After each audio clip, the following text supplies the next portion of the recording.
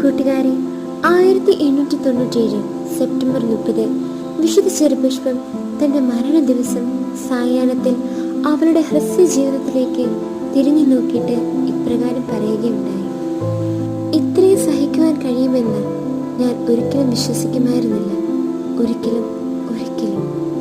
ആത്മാക്കളെ രക്ഷിക്കണമെന്ന തീവ്രമായ ആഗ്രഹം മാത്രമേ ഇതിന് കാരണമാകൂ.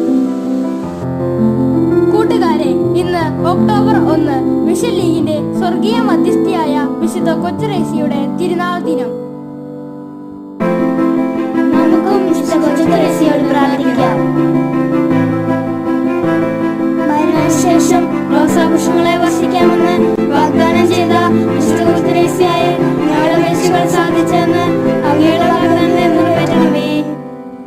വർഷിക്ക വർഷിക്ക പൂമഴ ഭൂമിയിൽ, വർഷിക്ക പൂമഴ ഞങ്ങൾക്കായി നിത്യവും. വർഷിക്ക വർഷിക്ക പൂമഴ ഭൂമിയിൽ, വർഷിക്ക